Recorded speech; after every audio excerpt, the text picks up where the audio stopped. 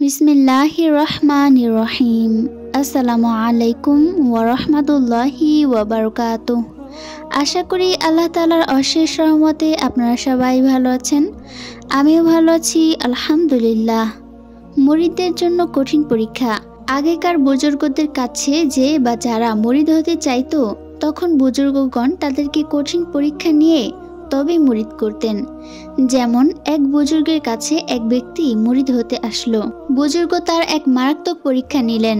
বুজুর্গ বললেন, দেখো ভাই, আমি এক মুসিবতে জড়িয়ে পড়েছি। বিষয়টি গোপনীয়, তাই মুরিদদের কাছে একথা বলা যাচ্ছে না। তাতে আমার প্রতি তাদের ভক্তি ও শ্রদ্ধা নষ্ট হয়ে যাবে। আর তুমি তো এখনো আমার মুরিদ হওনি, তাই বিষয়টি তোমার কাছেই প্রকাশ করছি। এ ব্যাপারে তোমার সাহায্য আমার খুবই দরকার। বিষয়টি হলো এই যে, আমি এক স্ত্রী লোককে ভালোবাসি। অনেক চেষ্টা তদবির করার পর সে ওয়াদা করেছে যে এক রাত সে আমার সাথে কাটাবে। আজ সেই রাত।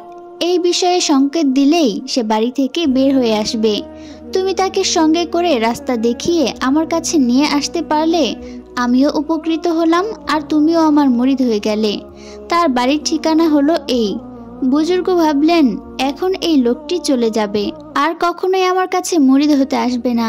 মনে করবে, এ আবার কেমন বুজুর্গ, এ তো রীতিমতো একজন চরিত্রহীন ব্যক্তি। কিন্তু মুরিদ হতে আসা ওই লোকটি নির্দেশ মতো সেই স্ত্রী লোককে নিয়ে হাজির হলো। বুজুর্গ ভাবলেন, রাত পোহালেই লোকটিকে আর দেখা যাবে না।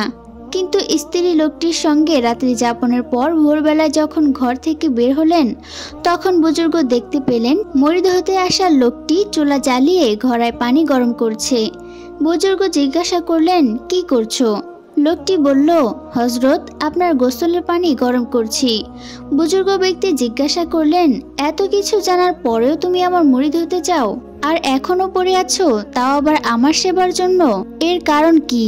লোকটি বলল, হুজুর, আমি আপনার সম্পর্কে সব খবরাখবর নিয়ে তবেই আপনার কাছে মুরিদ হতে এসেছি। তাই আপনাকে সন্দেহ করা আমার কাজ নয়। আসলে ওই স্ত্রী লোকটি ছিলেন বুজুর্গের বিবি। কিন্তু লোকটিকে পরীক্ষা করতে গিয়ে এত কঠিন পদ্ধতি অনুসরণ করতে হুজুর বাধ্য হন। এই কঠিন পরীক্ষায় টিকে থাকা বড়ই কষ্টসাধ্য ছিল, কিন্তু সে পরীক্ষায় উত্তীর্ণ হয়েছে। পরীক্ষার দ্বারা বুজুর্গের সাথে লোকটির নিসবত কামিয়াব হয়ে গেল। এখন তাকে মুরিদ করে নিলে তার ইসলাহ দ্রুত গতিতে এগিয়ে যাবে। সুবহানাল্লাহ।